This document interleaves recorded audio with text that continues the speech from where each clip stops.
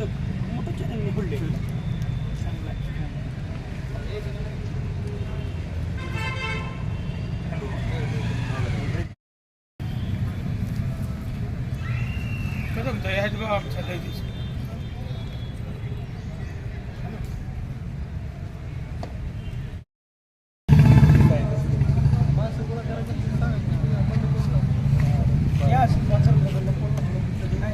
पुढे जाऊन पुढे जाऊन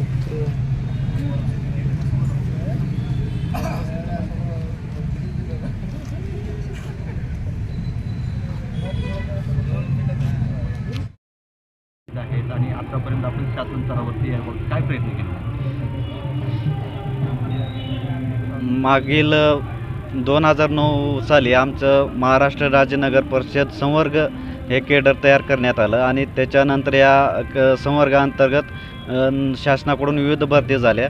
त्या भरतीमध्ये जे काही आता जवळपास आमचे 3,500 कर्मचारी आहेत किंवा आणि नगरपालिका स्थापनेवर जवळपास 60,000 कर्मचारी आहेत. या 2009च्या नंतर जे काही कर्मचारी सेवेमध्ये आलेत त्या कर्मचाऱ्यांना जुनी पेन्शन एकतर बंदच केलेली आहे महाराष्ट्र शासनाने. ती जुनी पेन्शन तर नाहीच, पण ती NPS योजना जी आणलेली आहे नॅशनल पेन्शन स्कीम, त्याच्या अंतर्गत जे सेवार्थ ID प्राण नंबर हे जनरेट होऊन ते आमचे 10% आणि शासनाचे 14% असं एकत्रित जे आमच्या सेवार्थ ID व प्राण नंबरवर एकत्रित होणं गरजेचं आहे. त्यासाठी शासनाकडून आम्ही मागच्या 10 वर्षासाठी पाठपुरावा करत आहोत, मागणी करत आहोत, पण शासनाने याच्यापर्यंत आतापर्यंत कुठलेही ठोस याच्यावर निर्णय घेतला नसल्यामुळे आमचं अतोनात आर्थिक नुकसान तर होत आहे. पण मध्यंतरीच्या काळामध्ये कोविडच्या काळात तसेच त्याच्या अगोदरही आमचे बरेच सहकारी मृत्युमुखी पडले, पण त्यांच्या कुटुंबाला कुठलाही या पेन्शनचा किंवा शासनाकडून आर्थिक मदत झाली नसल्यामुळे आज त्या कुटुंबाला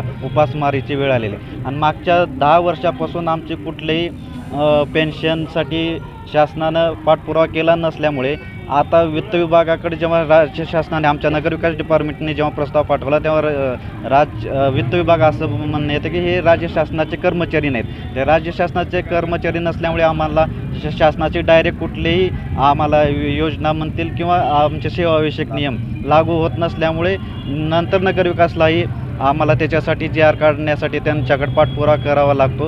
ह्याच्यामुळे एक अत्यावश्यक सेवेसाठी तर आम्हाला रात्रंदिवस कामासाठी राहावं लागतं, पण शासनाला आमच्या मूलभूत ज्या काही मागण्या होत्या किंवा आमच्या समस्या होत्या त्याच्या कुठल्याही शासनाने सोडवल्या नाहीत.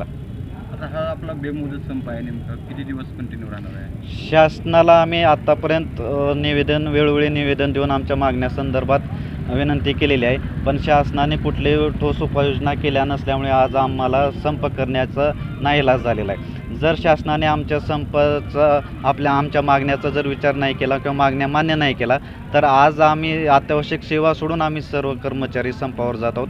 जर शासनाने आमच्या मागण्या मान्य नाही केला तर अत्यावश्यक सेवेसह आम्ही जोपर्यंत आमच्या मागण्या मान्य होणार नाहीत तोपर्यंत आम्ही संपावर जाणार आहोत.